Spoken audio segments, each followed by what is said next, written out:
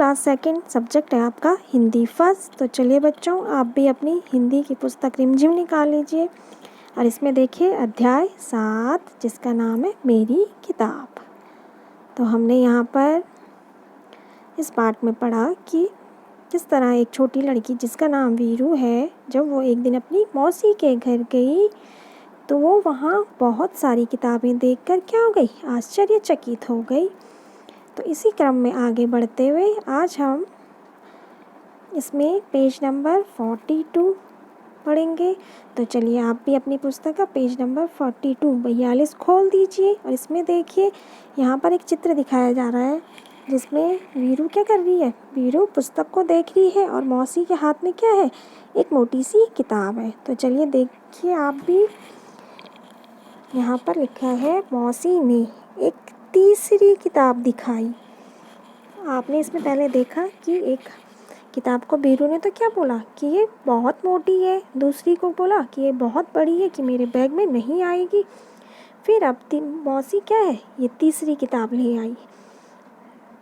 मौसी ने एक तीसरी किताब दिखाई और इसके बारे में क्या ख्याल है, ये किससे पूछा, ये वीरू से पूछा। फिर वीरू ने किताब के पन्ने पलटे और यह फैसला किया इसमें पढ़ने के लिए बहुत कम है, इतनी छोटी छोटी तस्वीरें हैं। तो ये किताब, इस किताब में वीरू में को क्या लगा कि उसने पन्ने जब पलटे और फिर उसने देखा कि इसमें तो पढ़ने के लिए बहुत कम है लिखा हुआ और उसमें छोटी छोटी तस्वीरें भी बनी हुई थी और यह किताब बहुत पतली है। फिर वो तीसरी किताब क्या थी, बहुत पतली थी, इस कारण उसे वो सही लगी होगी जिसमें पढ़ने में भी कम है और तस्वीरें भी छोटी छोटी और वो खुद भी क्या है, पतली किताब है। फिर मौसी ने कहा, वीरू मुझे तो लगता है कि मैं तुम्हारे लिए किताब नहीं चुन सकती। और फिर वीरू की मौसी ने क्या बोला वीरू को कि मैं तुम्हारे लिए किताब नहीं चुन सकती, क्योंकि वीरू को कोई भी किताब, हर किताब में कुछ ना कुछ कमी लग रही थी। तो इसलिए वीरू की मौसी ने बोला कि मैं तुम्हारे लिए किताब नहीं चुन सकती। ऐसा करना, अगली बार जब तुम आओ तो अपने साथ एक फुट्टा लेती आना। और फिर मौसी क्या करती है, मजाक में वीरू को छेड़ते हुए कह देती है कि अगली बार जब तुम आओगी एक फुट्टा, एक स्केल लेती हुई आना, ताकि क्या है, तुम अपनी पसंद से उस किताब को नाप लो, कितना तुम्हें, कितनी मोटी चाहिए, कितनी लंबी चाहिए। इस तरह से स्केल से ऐसे ही तो नापते हैं ना, तो स्केल से तुम नाप लो कि तुम्हें मोटी किताब चाहिए कि पतली किताब चाहिए। फिर वीरू ने पूछा, फुट्टा क्यों? और फिर वीरू को समझ नहीं आया कि मौसी फुट्टे के लिए क्यों बोल रही होगी। तो वीरू पूछ लेती है कि फुट्टा क्यों, कि मौसी फुट्टा क्यों लाना है। फिर मौसी ने हंसकर कहा, फिर मौसी उससे हंसकर कहती है कि तुम्हें कितनी मोटी किताब चाहिए, तुम्हें जितनी मोटी किताब चाहिए तुम नाप कर ले लेना। फिर छेड़ते हुए फिर मौसी बोलती कि तुम्हें जितनी मोटी किताब चाहिए होगी तुम उससे नाप कर अपनी किताब ले लेना। फिर ठीक है ना, तो इस तरह मौसी उसे बोलती है। फिर है वीरू ने माँ के भेजे हुए कागज़ को मेज पर रखा और भाग खड़ी हुई।